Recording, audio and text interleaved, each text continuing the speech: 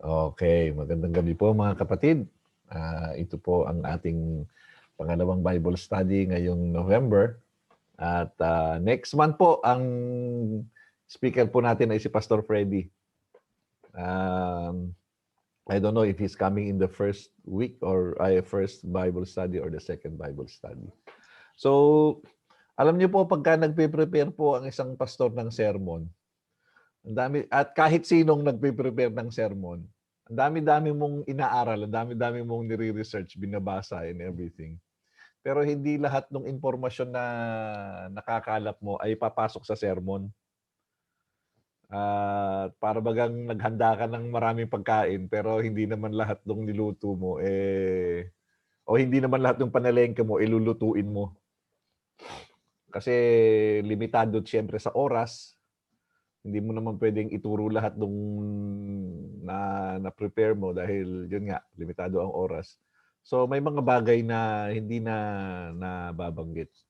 Anyway, ito pong pag-aaralan po natin ngayong gabi ay kasama po ito doon sa mga bagay na, kasama po doon sa preparation ng sermon na ako po yung magpipreach tomorrow eh. Nag-record po ako nung Tuesday. And this Bible study tonight is really very related to the sermon tomorrow. So when you watch the sermon tomorrow, when you listen to it, you will find that the Bible study tonight is very related and they are actually connected. They speak of the same topic. But I'm hoping that I could give you more information tonight. I could give you more detail. And I'm hoping that you will have a greater, deeper understanding of this topic. So, ang pag-uusapan, ang title po nito ay Don't Leave. At incidentally, purihin ng Panginoon, ano rin to, kaakibat din ito doon sa Bible study natin noong nakaraan. Ang title po ng Bible study natin noong nakaraan, kung maalala nyo, ay What Happens When We Sin. Di po ba? Anong nangyayari pagka tayo nagkakasala? So, related din po ito. Okay? So, manalangin po tayo sandali. Heavenly Father, all glory and honor is yours. Salamat, Panginoon, sa pagtipon mo sa amin sa gabing ito. Salamat sa pagsama mo sa amin sa opening prayer, sa pagtataas ng pangalan mo sa aming sambahan. Salamat sa mga pagtutuo, Panginoon, ng kabutihan mo at kapangyarihan mo. Salamat, Panginoon, sa paggamit mo, Panginoon, sa mga kapatid at sa bawat isa po sa amin. Hiling po namin ngayon, Panginoon, sa pangalan ni Jesus. Tulungan mo kami, Panginoon, na lalo ka naming maunawaan, Panginoon. Dalangin namin ang lalong kaliwanagan sa iyong salita. Hindi lang upang matuto kami, Panginoon, kundi lalo kaming lumago ang aming pananampalataya, lalong magbago ang mga buhay namin, lalo kaming maging kawangis ng iyong anak na si Jesucristo, Panginoon. At hiling namin ito, Panginoon, na sa lahat ng ito, kayo lamang ang maitaas, kayo lamang ang matanyag, kayo lamang ang mapapurihan, O Diyos. Ito po ang aming samo at dalangin sa pangalan po ni Jesus. Amen. So, the title of this is Don't Leave. Kasi ang pag-uusapan po natin dito ay yung pagtalikod sa Diyos, yung apostasy, kung tawagin po natin. Marliwanag po, mga kapatid, ang mga pangako ng Diyos. Okay? Katulad po nito, nakalagay sa Hebrews chapter 13, verse 5, na sa mga salita po ng Diyos na mapapansin po natin na matibay ang ating kaligtasan, matibay ang ating relasyon sa Kanya at hindi ito mapuputol, hindi ito mababali. Ito po ang sabi ni Lord, never will I leave you, never will I forsake you. Okay? So, ayan hindi kita iiwan, hindi kita, ano ba ang forsake? Oy, maaga tayo. Ano ba forsake sa Tagalog? Pababayaan. Pababayaan po. Pababayaan ba yun? Hindi eh. Ipagkakalulo? Yun, ipagkanulo. Pagkakalulo po. Pagkakanulo. Yes, yan ang forsake. Yung parang nag-tridor ka. Parang ganon. Ganon, yun ang forsake. Okay? Hindi ka niya iiwan, hindi ka niya ipagkakanulo. Ito pa ang sabi Hindi kita tatalikuran. Hindi kita tatalikuran. Yes, okay. Ito pa ang John 10:29. My Father, who has given them to me, is greater than all. No one can snatch them out of my Father's hand. So, who has given them? Sino po itong them? Ito yung mga nananampalataya sa Panginoong Yesus. Yun yung mga sumusunod sa Kanya, yung mga disipulo. Ang sabi niya, sabi ni Lord, binigay sila sa akin ng Ama at walang makakaagaw, snatch, walang makakaagaw sa kanila magmula sa kamay ng Ama. So kumbaga, hawak po tayo ng Ama at ang sabi ni Jesus, walang makakaagaw sa atin. So ibig sabihin, yung pagkakahawak ng Ama sa atin ay matibay at hindi tayo maaagaw sa kamay ng Ama. Okay? So ano po ito? We are very secure. Okay? Hindi tayo mawawala. Ito pa ang sabi ng Roma. For I am convinced, alam natin to. For I am convinced that neither death nor life, neither angels nor demons, neither the present nor the future, nor any powers, neither height nor depth, nor anything else in all creation will be able to separate us from the love of God that is in Jesus, in Christ Jesus, our Lord. Sinasabi niya, walang makaka-separate, walang makakapagpahiwalay sa atin. Okay? Magmula sa pagmamahal ng Diyos. Saan pa? Ano sabi niya? In all creation. Okay? Walang bagay sa ibabaw ng mundong ito na nilikha ng Diyos ang makakapagpahiwalay. Hindi kamatayan, hindi buhay, hindi anghel, hindi demonyo, hindi ang kasalukuyan at hindi ang hinaharap at kahit anumang kapangyarihan. Walang hindi lalim o taas o kahit anuman sa buong sangkatauhan at sansinukuban at sa lahat ng nilikha, wala dito ang makakapagpahiwalay sa atin sa pagmamahal ng Diyos na kay Kristo Jesus. Okay? So parehong-pareho po siya nito, no? No one can snatch them out of my Father's hands. Again, it shows us security. It shows us finality. And then John 6:39, and then ang sabi niya dito, and this is the will of him who sent me, that I shall lose none of all that he has given me, but raise them up at the last day. Okay? Walang mawawala doon sa mga ibinigay ng Diyos sa akin. Anong binigay? Mga tao na maliligtas. At ang sabi ni Jesus, walang mawawala sa kanila at ang lahat sa kanila ay mabubuhay na namang muli doon sa last day, sa huling mga araw. Okay? So mga kapatid, make story short, it is secure. Tingnan po natin paano ito naman si Simon. Alam po natin itong si Simon, hindi po ba? Siya yung pinagkanulo niya ang Panginoon ng 3 times. Ang sabi ni Jesus sa kanya, Simon, Simon, Satan has asked, kasi ang sabi ni Simon bago yan, sabi niya, Lord, hindi, ano ba to? Walang mangyayari sa'yo over my dead body, hindi ka nila magagawa ng masama.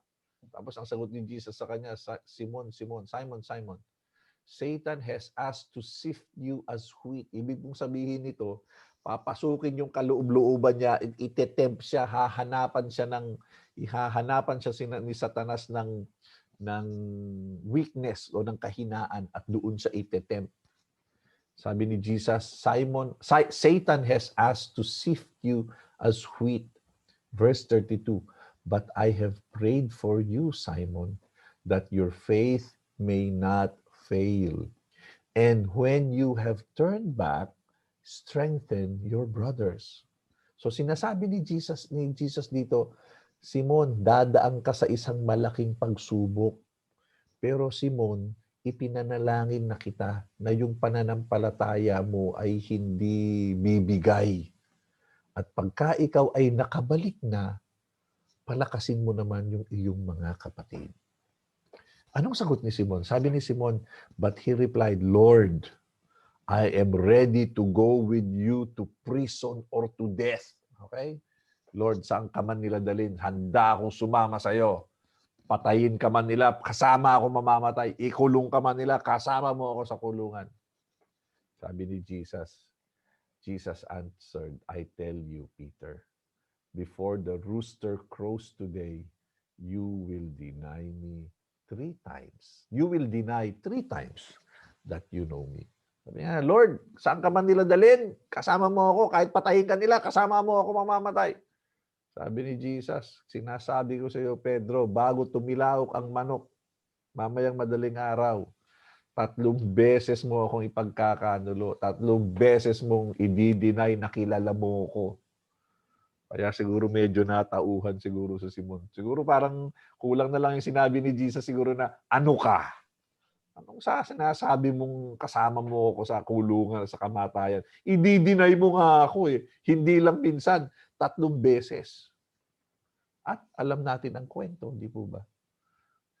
Inaresto si Jesus Christ, sumunod si Simon, pero si Simon hindi nagpakilala na siya ay kasama ni Jesus. At habang nagpapainit siya doon sa apoy, doon sa may bakuran nung bahay nung high priest, sabi nung babae sa kanya, di ba kasama ka nila? Sabi niya, hindi ko nga kilala yan, Jesus na yan eh. 3 beses siyang tinanong na gano'n. Hindi ko nga kilala yan eh. Pero kapatid, nawala ba si Simon? Nawala ba si Pedro sa pananampalataya? Hindi, di po ba? Nakabalik siya.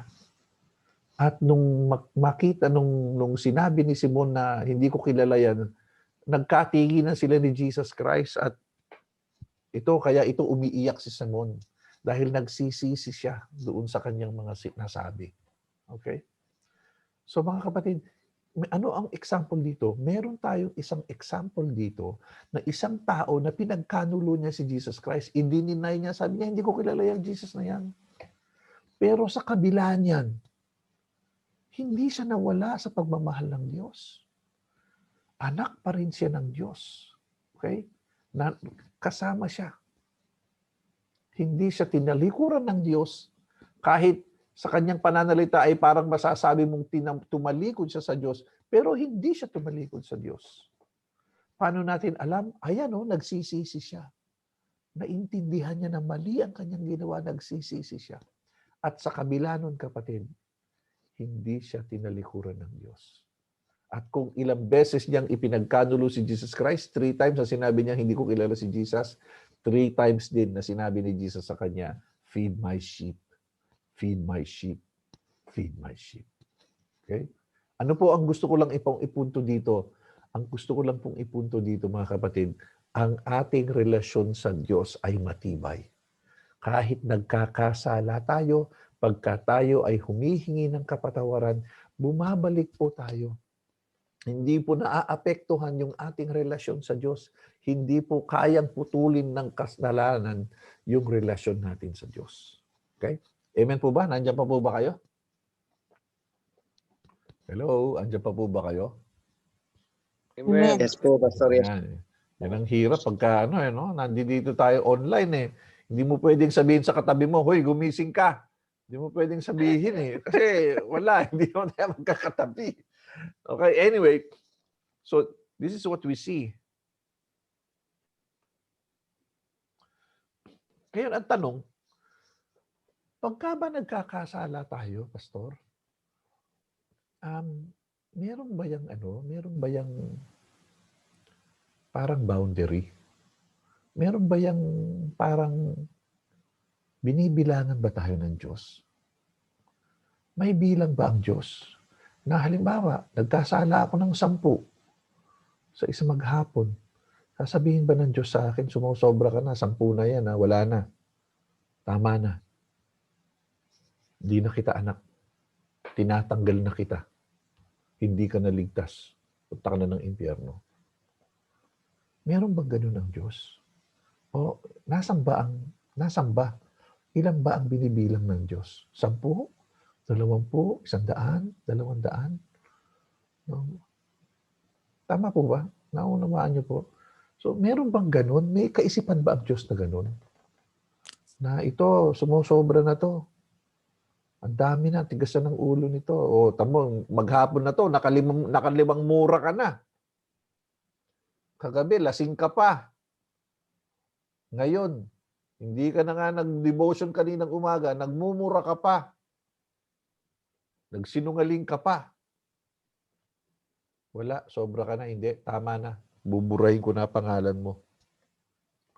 Pumunta ka na, bumalik ka na sa dating ama mo si Satanas.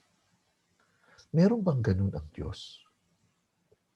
Sa palagay ko po'y wala. Sa palagay ko po'y wala. Ito po'y opinion ko. Hindi po tayo binibilangan ng Diyos. Kasi tayo, bilang tao, bumibilang tayo kasi hindi natin, sa karelasyon natin, di ba, minsan binibilangan mo yung anak mo, kanina ka pa, papaluin na kita. Binibilangan mo. Pero ang Diyos, sa tingin ko, hindi niya kailangang magbilang kasi alam niya kung ano ang nasa puso ng tao. Lantad. Walang nakatago sa paningin ng Diyos. Nakikita niya ang puso mo. Kaya sa tingin ko, hindi siya nagbibilang. Sa madaling sabi, kapatid, we are saved and we are safe in Jesus. We are not only saved, but we are also safe. Okay? Meron kasi yung, halimbawa, meron yung save pero hindi safe. Halimbawa ganito, nagka-COVID ka, gumaling ka. Pero ibig bang sabihin nun pagka gumaling ka ng COVID, hindi ka na uli magkaka-COVID? Ibig bang sabihin nun may immunity ka na, hindi ka na uli magkaka-COVID? Di ba hindi? You still have you can still get COVID again. You can be infected again. So you may have been saved, but you are certainly not safe. But with Jesus, when He saved us, we are safe. Hawak niya tayo, kapatid. Hindi na niya tayo bibitawan. Nagkakaunawaan po ba tayo? Amen po ba? Amen? Amen po ba? Wala na. Amen. Tulog na. Amen po. Tulog na itong mga to. Okay. Amen. Amen Okay? po. Okay? We are saved and we are safe. Ngayon, kapatid, yan ang katotohanan. Pero meron din tayong isang katotohanan na titingnan. Ito yung katotohanan din. It is possible to turn away from God. Oo, safe tayo, hindi tayo bibitawan, pero pwede na tayo ang tumalikod sa Diyos. Paano mo nasabi yan, Pastor? Kasi ang daming verses din na nagsasabi. Ito po ang sabi ng Hebreo 3. See to it, brothers, that none of you has a sinful, unbelieving heart that turns away from the living God. So, ang kausap po ni Jesus ng book of ng writer dito ay yung mga Kristiyano na mga Hudyo dito sa Hebrew. Sabi niya, siguraduhin niyo na sa kalagitnaan ninyo walang puso na na ayaw maniniwala. Siguraduhin niyo na lahat ang puso ninyo ay naniniwala. Kasi yung puso na yan yung tumatalikod mula sa Diyos. Siguraduhin ninyong hindi ganyan ang puso nyo. Siguraduhin ninyong hindi rin ganyan ang puso ng mga kasama nyo. Kasi may puso na tumatalikod. So pwede pala, ang gusto ko lang pong i-prove sa inyo dito, mga kapatid, ang gusto ko lang ipakita sa inyo, mayroon palang mga tao na tumatalikod. Hindi sila mahal sila ng Diyos, hawak sila ng Diyos, pero sila mismo ang tumatalikod. Sila mismo ang umaayaw. Sila mismo ang nagre-reject kay Lord. Ngayon, dito sa verse na ito, pastor, unbelieving heart yan . Ibig sabihin, hindi yan Christian. Kasi hindi yan naniwala, kasi unbelieving heart nga . May katwiran. May katwiran po ang ganong objection. Pero tingnan nyo rin po itong Hebrews 6:4-6. Sabi ng Hebrews 6:4-6, it is impossible for those who have once been enlightened who have tasted the heavenly gift, who have shared in the holiness, in the Holy Spirit, who have tasted the goodness of the Word of God and the powers of the coming age. O, sino to? They were enlightened. They have tasted the heavenly gift. They have shared in the Holy Spirit.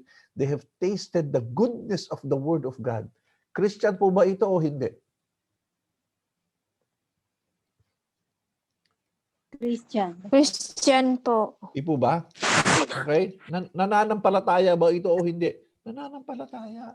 Enlightened na nga, na-born again na eh. Natikman niya ang heavenly gift. Na-share na naranasan niya ang Holy Spirit. Natikman niya ang goodness of the Word of God. Okay? Tasted the heavenly gift. Ayan, katulad ni Brother Jess, ginamit ang ang gift. Okay? Nagkaliwan. Ngayon, verse 6, if they fall away, it's impossible, if they fall away, to be brought back to repentance. Because to their loss, they are crucifying the Son of God all over again and subjecting Him to public disgrace. Ngayon, unawain po ninyo mga kapatid. Ito pong taong ito, nasa verse 4, itong mga klase ng taong ito, tingnan po ninyo, they have been enlightened, tasted the heavenly gift, okay, na ano na nila, na-exercise nila ang kanilang spiritual gift. They have shared in the Holy Spirit, naranasan nila ang Holy Spirit, naranasan nila ang sarap ng Word of God, na i-apply nila sa buhay na yan. Pero, sabi ng verse 6, if they fall away, to be brought back to repentance. If they fall away, it's impossible for them to be brought back to repentance. Bakit? Because to their loss, they are crucifying the Son of God all over again. Para bagang ipinapako na naman nila ang Panginoong Jesus sa krus ng Kalbaryo. At they are subjecting Him to public disgrace. Para bagang pinagtatawanan na naman ng buong mundo ang Panginoong Hesukristo. Bakit?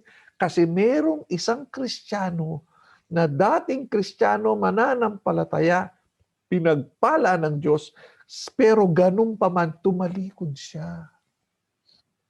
Tumalikod siya. Ngayon, ang objection dito sa Hebrews chapter 6, ang sabi nila, Pastor, ano naman yan if they fall away. If they fall away. Hindi naman siguro nangyayari yan kasi if they fall away. Baka hindi naman nangyayari yan. Ang sagot ko naman, kapatid, ganito. Kung hindi nangyayari yan, bakit isinulat sa Bible? If that cannot happen, why write it in the first place? Kung sinasabi mong hindi pwedeng mag-fall away ang isang Kristiyano, bakit may warning ang Biblia? Bakit sasabihin ko sa iyo na mag-jacket ka kasi malamig baka sipunin ka, pero hindi ka naman pwedeng sipunin? Kasi tinurukan ka na ng vaccine at hindi ka kailanman hindi ka pwedeng sipunin. It is useless kung sabihin ko sa iyo na mag-jacket ka para hindi ka sipunin. Ganon din po ito. Ang sabi ng iba, hindi pastor, if. So hindi siguradong mangyayari, if. Pero kung hindi pwedeng mangyari, bakit sinasabi ng Holy Spirit sa atin? So ang palagay ko po, kaya ito binabanggit ng Bible kasi maaring mangyari. Maari itong mangyari. At alam ko po, may mga kilala kayo siguro na dating Christian na hindi na rin Christian ngayon. Ang pinakamalaking patutuo ko po dyan ay yung pastor na nag-share sa akin. Siya po ang spiritual father ko, nag-share siya sa akin ng Bible, dinisciple niya ako. Ano yun kapatid, pagka nilelay hands ka noon, tumutumba ang mga nilelay hands noon. Pero asan siya ngayon? Ang business po niya ngayon ay prostitution. Fall away? Sure, fall away. At ang sabi ng Hebrews sa mga ganung klase ng tao, they cannot be brought back to repentance. Hindi po ako nagsasabi niyan Bible po ang nagsasabi niyan. Okay? Magpatuloy po tayo. Ayan, no? Yan po, huwag niyo kakalimutan. If they fall away, to be brought back to repentance. It's impossible for them to be brought back to repentance. Ito ang Tagalog niyan. Kayo naman ang magbasa kasi kanina pa 10 na yung binasa ko, kayo naman po. 1, 2, mag-ano po kayo, mag-unmute kayo, unmute. Para magmukha tayong washing machine. Sige po. 1, 2, 3. Sapagkat paano pang manumbalikin upang manumbalik upang manumbalik sa kanilang pananampalataya. Dati naliwanagan na siya nakalasap ng lahat ng loob naging kabilang na tumanggap ng Espiritu Santo. Nakalasap rin sila ng kabutihan ng Diyos at kapangyarihan ng Usang mahayag sa panahong mahayag sa panahong darating. Kapag sila'y hindi na sila balik muli nila ipinapakilala sa kahiyanan at inilalantad at inilalantayan ang anak ng Diyos. Amen. Kapag huwag na nating uulitin yun, ang pangit pakinggan, yung magkakaibang mga Nagsisi ako ron. Amen po ba? Amen po ba? Di po ba? Masakit pong tanggapin, masakit, mabigat sa kalooban. Ito yung parte ng Bible noon na nabibilaukan talaga ako. Lalo nung nag-aaral ako sa sa seminaryo sa Pilipinas. Pagka dumadating ako dito sa chapter 6 ng Hebrews, kung pwede ko lang laktawan .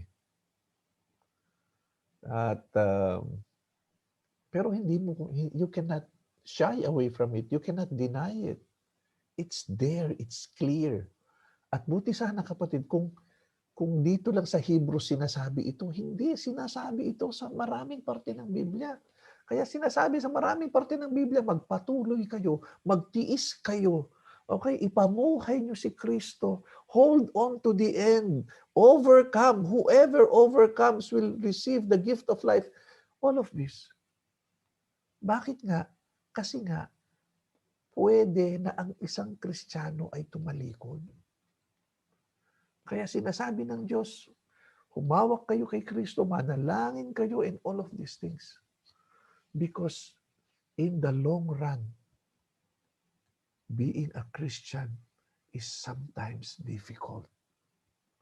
And sometimes it is hard, and sometimes it is almost impossible. And because of trials, some people, they fall away. Sometimes because of too much overwhelming temptation, some of us fall away.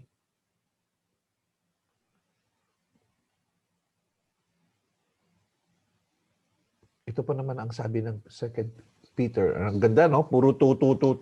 2 Peter chapter 2 verse 20 to 22. Sabi ng ito, homework. LG leader, excuse me lang, homework. Ipabasa po ninyo sa mga LG nyo. Lahat po tayo, ito po, i-devotion natin itong 2 Peter chapter 2. Okay? I-devotion po natin yan for this week. Tatawagan ko po kayo, tatanungin ko po kayo kung nabasa nyo po ito. Buong chapter po 2 Peter chapter 2. I-devotion po natin ito. Ang sabi ni Pedro, if they have escaped the corruption of the world by knowing our Lord and Savior Jesus Christ, and are again entangled in it and overcome, they are worse off at the end than they were at the beginning. Doon mo muna tayo sa verse 20. Christian ba sila? If they have escaped the corruption of the world by knowing our Lord Jesus Christ. Christian. Sila ay lumaya sa kasamaan ng mundo sa pamamagitan ng pagkilala nila sa Panginoon at tagapagligtas na si Jesucristo. Christian. If they have escaped and are again entangled in it and overcome, kung sila ay na-born again na at pagkatapos entangle, ano ang entangle?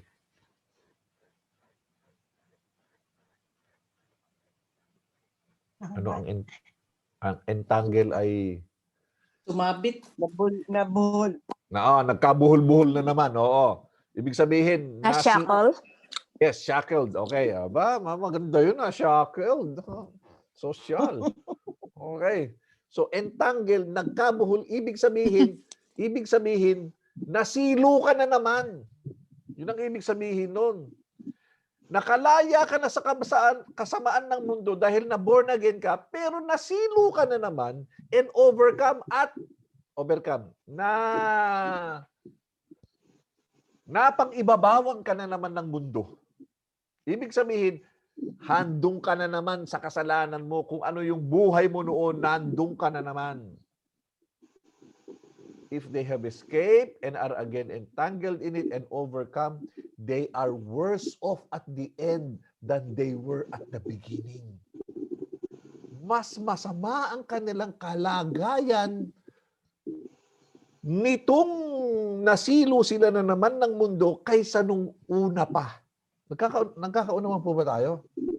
So mas masama kung yung unang sitwasyon nila at itong pangalawang sitwasyon nilang nasilo sila sa mundo, lalong masama ito.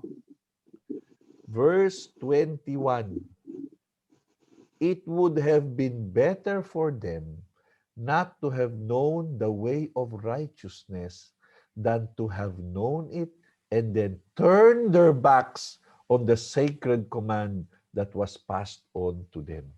Mas mabuti pa na hindi sana nila naunawaan ang katuwiran kaysa sa naunawaan nila at tinalikuran nila. Mas maganda sanang hindi na sana na lang sila na born again. Bakit? Kasi kapatid, mas malaki ang kaparusahan mo ngayon. Kasi noon, hindi ka na born again. Pero ngayon, na born again ka pagkatapos tumalikod ka pa sa Diyos. They turned their backs on the sacred command. Again, masakit sa lalamunan, mahirap lunukin. Pero ito, kapatid, Kristyan, katulad ito niyan, Kristiyano. Ito rin yan, Kristiyano rin yan. Kilala niya ang Jesus bilang Panginoon at tagapagligtas. Nakalaya na siya sa kasamaan ng mundo.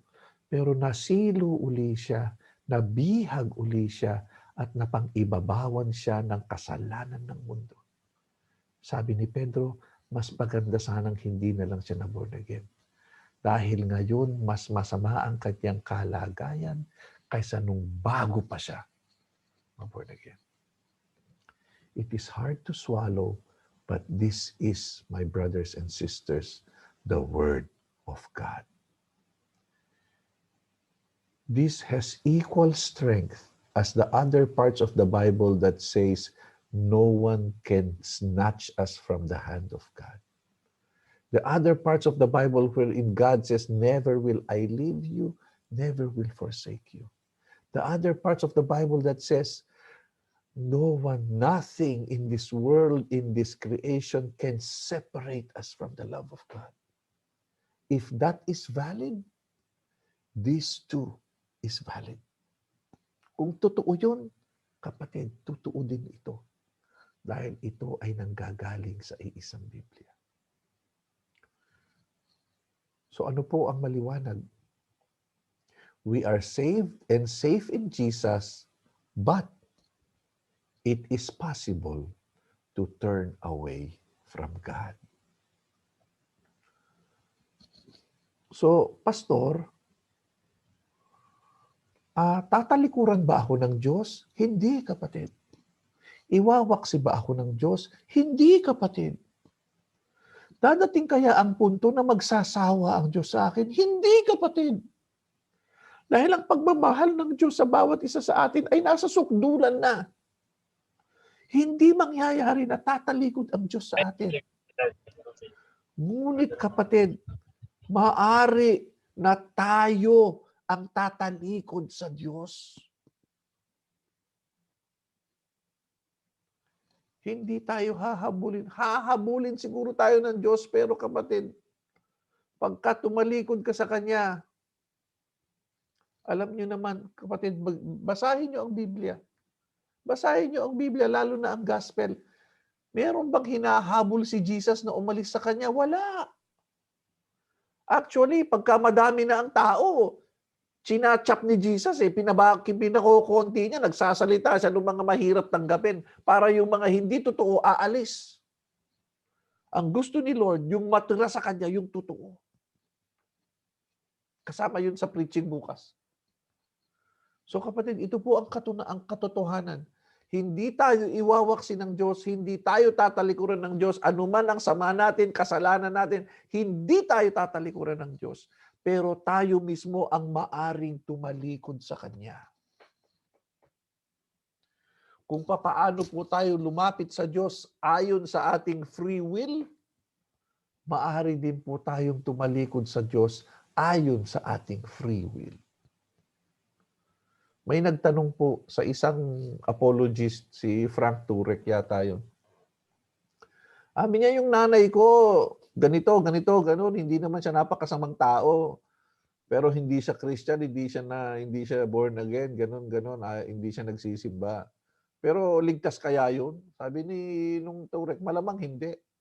Bakit naman? Hindi naman siya masadong masamang tao. Sabi ni Turek, sabi nung apologist, sabi niya, ayaw nga niya sa Diyos paano siya kukunin ng Diyos? Hindi naman namimilit ang Diyos. Bakit kaya papasok ng Diyos sa kanyang langit kung ayaw mo nga sa kanya Dito pa nga lang, buhay ka, ayaw mo na sa Diyos. Yung pa kayang patay ka na at sasama ka niya sa bahay niya na magkasama kayo lagi-lagi. Ayaw mo nga sa Diyos hindi ka pipilitin ng Diyos. So mga kapatid, mga kapwa mananampalataya, gusto ko pong sabihin sa inyo, huwag po kayong tatalikod sa Diyos. Pwede po tayong tumalikod sa Diyos, huwag po natin itong gagawin. So, pwede bang mawala ang kaligtasan? Yan po ang tanong sa atin. Pwede bang mawala ang kaligtasan? Number one, may tatlo po akong gustong sabihin po tungkol dito. Yung tanong na pwede bang mawala ang kaligtasan, ito ang tanong na walang kwenta, hindi ito mahalagang tanong para sa isang seryosong Kristiyano. Hindi ito seryosong tanong para sa isang Kristiyanong seryoso sa kanyang pagsunod at pagmamahal sa Diyos. Bakit? Kasi kung ikaw ay totoo, seryoso ka sa Diyos, hindi mawawala ang kaligtasan mo. Hindi ka iwawaksin ng Diyos, hindi mangyayari yon. Kaya para sa isang seryosong Kristiyano, hindi mahalaga ang tanong na to. Pwede bang mawala ang kaligtasan? Hindi yan importanteng tanong para sa iyo. Kasi hindi mawawala ang kaligtasan mo. Pangalawa, pwede bang mawala ang kaligtasan? Ito ay seryosong tanong para sa isang LG leader. Pwede bang mawala ang kaligtasan? Ito ay seryosong tanong para sa isang pastor. Ito ay seryosong tanong para sa isang discipler. Kasi gusto mo na lahat ng tao sa iyong poder ay papasok ng langit. Gusto mo na ang bawat isa sa LG mo, bawat isa sa church mo, bawat isa sa grupo mo, kayong lahat ay papasok ng langit. Kung 5 kayo sa LG mo, gusto mo 5 kayong papasok sa langit. May pastor po na nagsabi narinig ko po, sa Antipolo po yata noon, sabi niya, aanihin mo yung church na 100, pero 20 lang naman kayong papasok ng langit, yung 80 ay hindi naman totoo. Aanin mo ang church na napakalaki, pero kokonti rin lang naman kayong papasok ng langit kasi yung iba tumatalikod sa Diyos. Mas magugustuhin ko na mas gugustuhin ko na yung aking church 20 lang, pero kaming lahat ay papasok ng langit. So ito'y seryosong tanong para sa isang manggagawa. At alam ko naman mga kapatid, lahat tayo ay magiging manggagawa. Dahil gusto mo na bawat isa sa LG mo, bawat isa sa miyembro mo, sila ay tunay na nananampalataya at sila ay hindi tatalikod sa Diyos. Pwede bang mawala ang kaligtasan? Ang sagot ko po dyan, personally, yes. Pwedeng mawala ang kaligtasan. Pero gusto ko rin pong idagdag ng mabilis na maari mang mawala ang kaligtasan pero hindi ito basta-basta nawawala. Hindi ito parang ballpen na ay nakalimutan ko kung saan. Nasaan na ba? Nawala na ang kaligtasan ko. Hindi po yun. Nawawala po ang kaligtasan pagka ikaw mismo, Kristiyano, ang tumatalikod sa Diyos. Pero hanggat ikaw ay hindi tumatalikod, hanggat ikaw ay pagka nagkasala ka, nagsisisi ka, bumabalik ka sa Diyos, kapatid, wala kang dapat ipag-alala. Dahil walang kasalanan ang hindi pinapatawad ng Diyos. Tuwing ikaw ay humihingi ng kapatawaran, ikaw ay pinapatawad ng Diyos. At hindi man naaapektuhan ang iyong kaligtasan. Pero kung ikaw ay magdidesisyon na talikuran mo ang Diyos o sa iyong mga aksyon ay wala ka ng pakialam sa Diyos, hindi ko masasabing ikaw ay ligtas pa rin. At yun naman ay opinion ko lamang. Parang ganito yan eh. Wala naman yatang tumalikod sa Diyos na nagdeklara siya. Na sabi niya, Lord, sa araw na ito, ayaw ko na sa iyo, tatalikod na ako sa iyo. I don't think it happens that way. I think it happens like this. Little by little, ikaw ay lumalamig sa Diyos. Little by little ay nalalayo ka sa Diyos. May mga bagay kang dati mong ginagawa na hindi mo na ginagawa. May mga bagay na mali na hindi mo ginagawa noon pero nagsimula ka ng gawin. At yung hawak ng kasalanan sa iyo ay palaki ng palaki ng palaki. At yung impluwensya ng mundo sa iyo ay palaki ng palaki ng palaki. Hanggat sa yung mga bagay na ginagawa mo para sa Diyos ay nagsimula ng hindi mo na masyadong ginagawa. At tuluyan, unti-unti, sabi nila sa Bahrain, small by small, ay ikaw ay bumibitaw na. At pagkatapos dumating ka na sa punto na wala ka ng pakialam. Oh, Friday ngayon, hindi ka ba mag-church? Wala ka ng pakialam. Uy, Christian ka, di ba? Bakit ka umiinom ka na? Wala ka ng pakialam. Oh, Christian ka, bakit ganito? Wala ka ng pakialam. Anong nangyari doon? Anong nangyari doon? Kahit hindi mo sinabi sa bibig mo, kapatid, na tinalikuran mo na at kinalimutan mo sa Diyos, ang Diyos. Ewan ko lang ha, sa tingin ko nababasa ng Diyos ang puso mo. Nababasa ng Diyos ang puso natin. Alam niya kung sino ang nananampalataya at kung sino ang hindi nananampalataya. I can never know. I am just a human being. But I think God knows. If in your heart you still have faith or not. Kayo lang ni Lord ang nakakaalam dyan. So, sa tingin ko po, unti-unting nangyayari yan. Katulad niyang graph na iyan. Tingnan ninyo, pataas, baba, but the general direction is down. Bakit? Kasi tingnan nyo, magkapareho ba yung punto nung nagsimula siya at saka yung natapos? Hindi. Mas mababa ngayon yung kanyang pinagkatapusan. Dati mataas siya ng konti, ngayon mas mababa na yung kanyang pagkatapusan. Anong ibig sabihin nito? Unti. Kaya nga mga LG leader, mga sinasabi ko po sa inyo lagi, ayain po natin ang ating mga kapatid sa gawain. Kasi yung hindi pagdalo ng gawain ay hindi ko naman sinasabing ano yun, hindi ko naman sinasabing simula na ng backslide yun, hindi. Kasi mahalaga sa ating mga Kristiyano ang may encourage, mamaya mauntaw din natin, kasama yun eh. Kasama yun dun sa pagpapalingkod lagablab ng iyong damdamin, ay ng iyong damdamin, ng iyong pananampalataya, kasama yung sa pagsusustain ng iyong pananampalataya. Kaya po, dalhin natin ang ating mga kapatid. Encourager po tayo eh. Kasama po yun. Hindi po maganda na, okay, bumababa. No. So yan po, ang gusto ko lang pong ipunto na ang pagbitaw sa Diyos, ang pagtalikod sa Diyos ay hindi yan basta isang umaga at nagdesisyon ka na Lord, ayaw ko na. Hindi. Hindi. Ito ay unti-unting nangyayari. Sabi nga ng Panginoong Jesus, by their fruit, you will recognize them. Doon mo malalaman kung asang tao ay Kristiyano o hindi sa bunga niya. Ganon din mo malalaman kung isang taong dating Kristiyano ay hindi na Kristiyano. Of course, we can never see the heart, pero you can tell. Okay? Para kang meron kang may clue. May clue ka ba? Okay? Hindi mo 100% alam, pero may clue. Kung siya ba ay nananampalataya pa o hindi. So, possible causes of turning away. Okay? What are the possible causes? Ito po ang sabi ng 1 John 2:15 to 17. Do not love the world. Excuse me. Yeah. Do not love the world or anything in the world. If anyone loves the world, the love of the Father is not in him.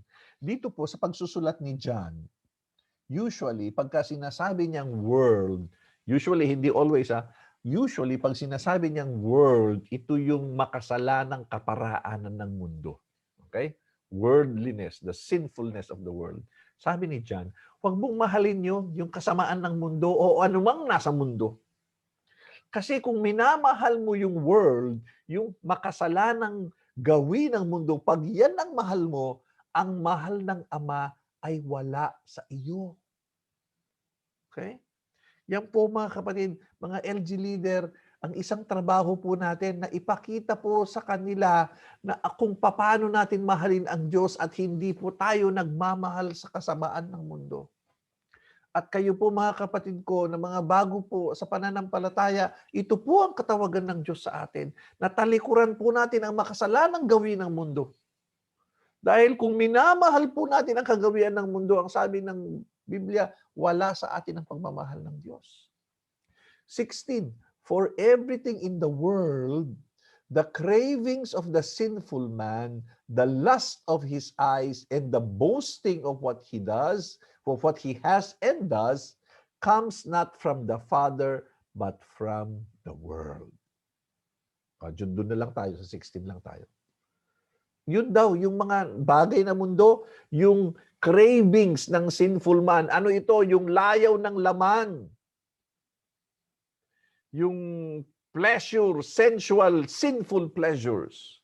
The lust of the eyes, ano ito? Yung mga pag-aari, gusto ko nito, gusto ko niyan, gusto ko nito, gusto ko niyan. Meron ka na, pero gusto mo pa rin. Ano yan? Greed. This is idolatry. And the boasting of what he has and does. Ano ito?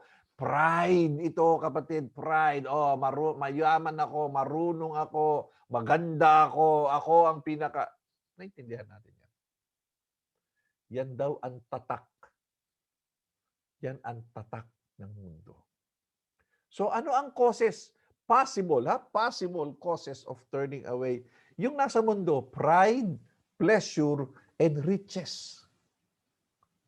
Ito yung mga bagay na lumalaban sa ating mga kaisipan at saka sa ating puso na pumipilit na umaagaw sa ating paningin, pumipilit na umaagaw sa ating pagmamahal, na inaagaw niya ang pagmamahal natin na nasa Diyos. Imbes na pagmamahal sa Diyos, inaagaw ng pride, ng pleasure, ng riches. Paano nangyayari ito, Pastor?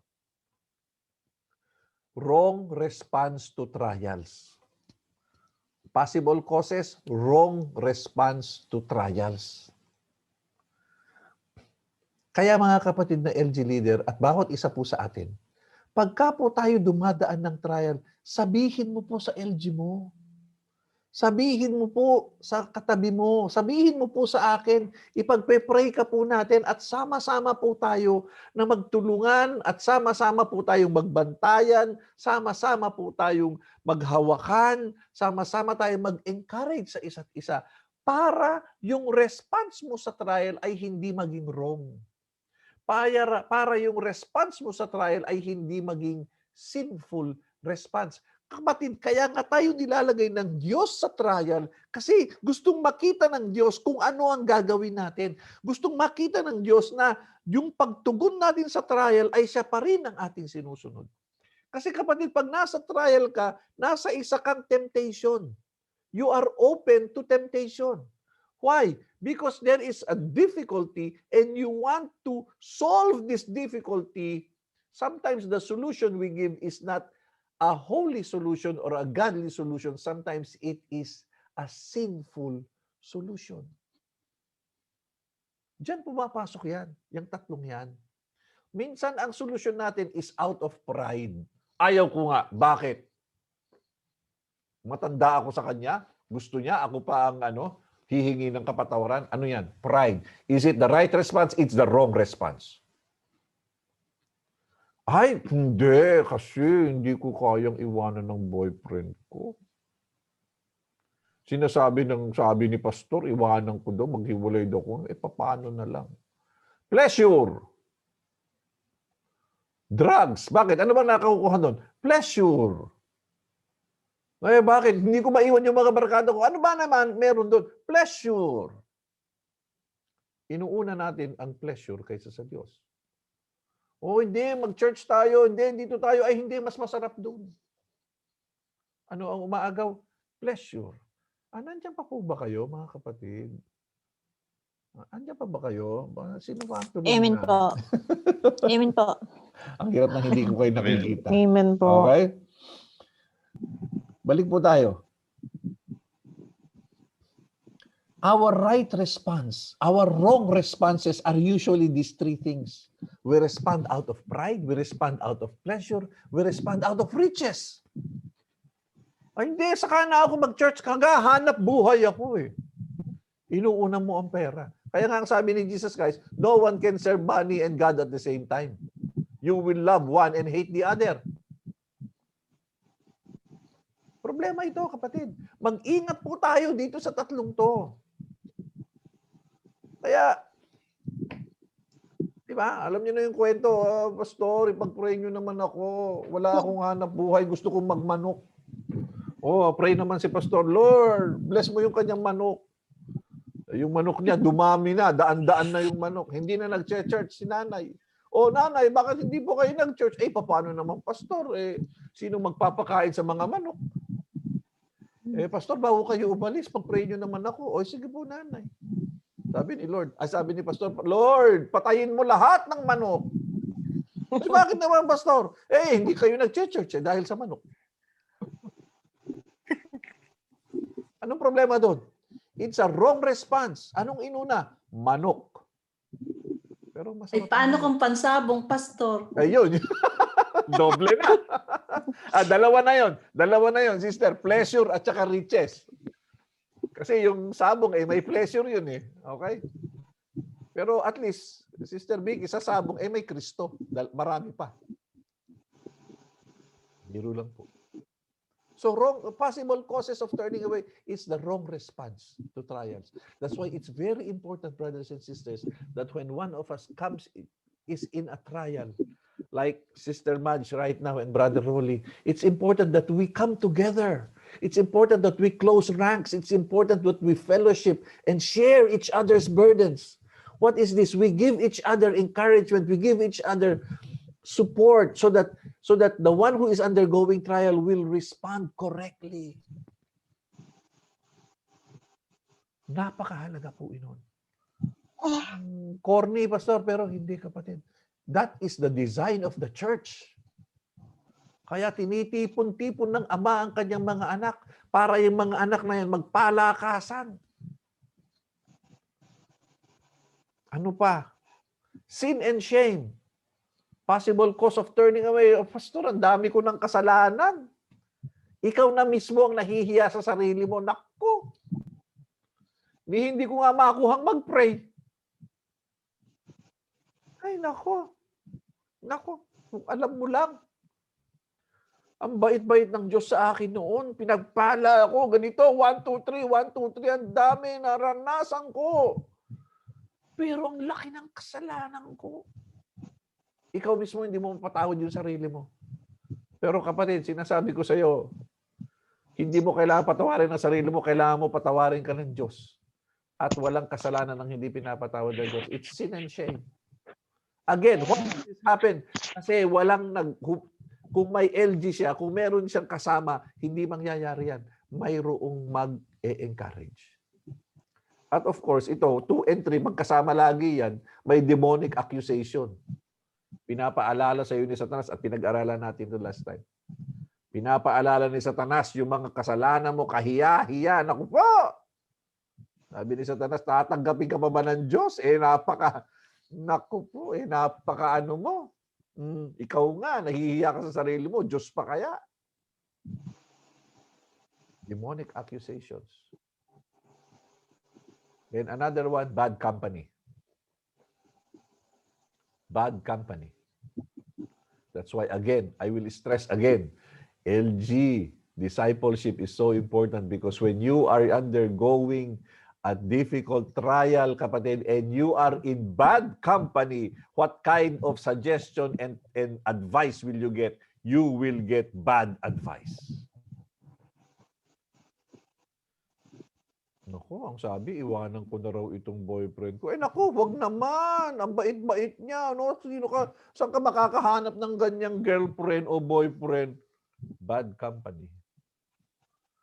Naku, nakita ko. Huwag mo nang isoli yan. Ano ka? Sayang din yan. Hinahanap ng may-ari. Hayaan mo na. Mayaman naman yung may-ari. Ang laki ng sweldo nun. May kama yung sweldo nun. May gitling. Naintindihan niyo po yun? Ang sweldo niyan, kapatid, may kama. May gitling. Ikaw, ang sweldo mo, 3 digits ka lang, siya 4 digits. Kahit mawala sa kanya yung cellphone niya, okay lang yan, sa'yo na yan. Blessing ni Lord yan. Ginamit pa ang salita ng Diyos. Bad company. These are only possible causes. So application, what is the safeguard? What is the safeguard against falling away? Number 1, be thankful for your salvation, kapatid. I hope and pray that every time you close your eyes in prayer, you will always say to God, thank you, Lord, for saving me. I hope and pray, brothers and sisters, that each one of us in Area 7, in all of BCF, I pray that each time we pray, we will always thank the Lord for saving us. And have that kind of a thinking in your mind. Na pagdaan mo sa trial, kapatid, hindi kayo magsasalita na, nako, itong buhay na to! Para bagang napaka-miserable na ng buhay mo. Para bagang walang ginawa ang Diyos para sa iyo. Nako, itong buhay na to, araw-araw na lang na ganito. No, kapatid. No. Ano yan? Parang sinasabi mo sa Diyos na walang kwenta ang buhay mo. Hindi, kapatid. Unawain mo, ang buhay mo ay walang hanggan. Ang buhay mo ay walang katapusan. At ang buhay mong yan ay doon ka mapupunta sa langit. Kaya don't murmur, don't complain. Don't act as if your life is nothing because it is not nothing.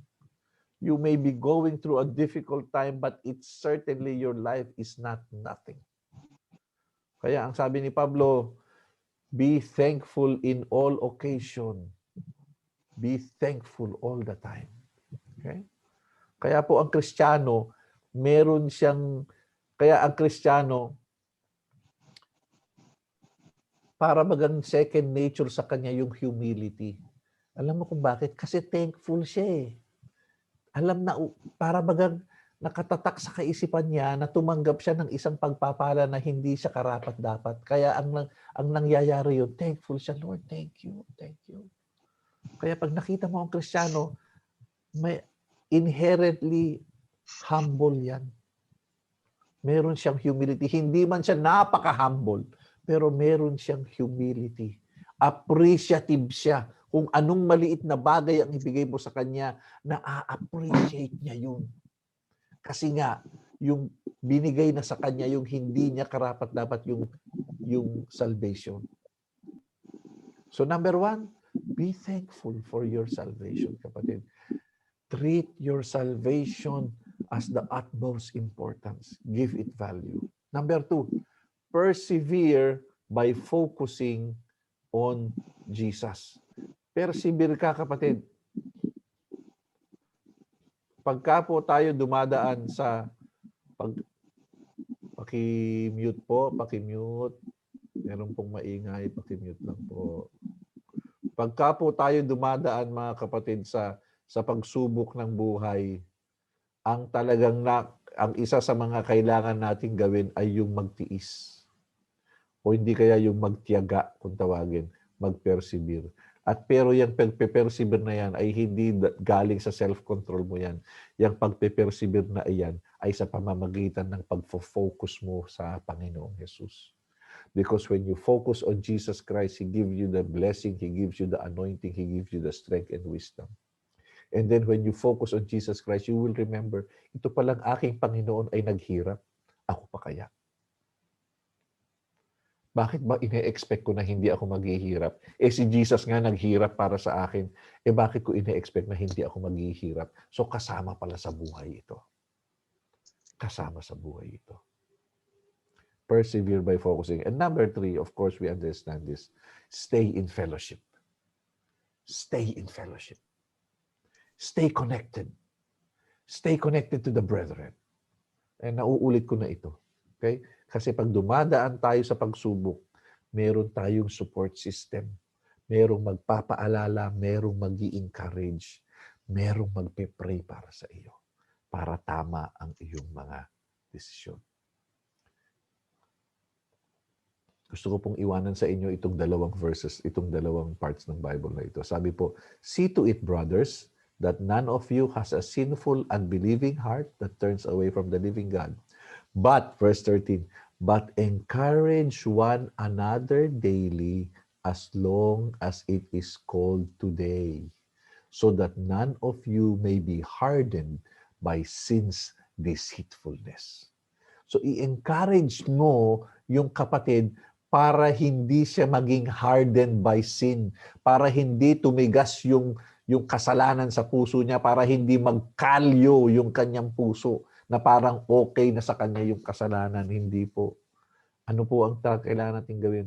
Encourage one another. Gaano po kadalas? Gaano kadalas, mga kapatid?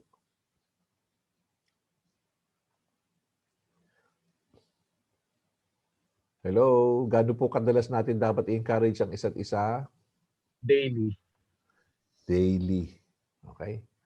Daily. Hindi weekly. Hindi monthly. Daily. Ito pa. Let us not give up meeting together as some are in the habit of doing. There's that word again. But let us encourage one another. All the more as you see the day approaching. The day ito yung pagdating ni Jesus Christ. Yung big D na yan. Habang papalapit ang pagbabalik ni Jesus Christ, let us encourage one another. Okay? We encourage one another so that none of us will turn away. None of us will fall away. Diyan po tayo nagtatapos, mga kapatid. Mahal po tayo ng Diyos. Hindi po tayo pababayaan ng Diyos. Hindi tayo tatalikuran ng Diyos. Pero ipaalala mo sa sarili mo na huwag kang tatalikod sa Diyos. Amen? Amen po ba, mga kapatid? Andiyan pa po ba kayo? Amen po. Amen po. Amen. Amen. Okay? So, kung may tanong po kayo, Yaman din lamang at nandito si Pastor Romy. Siya po ang sasagot sa inyong mga tanong.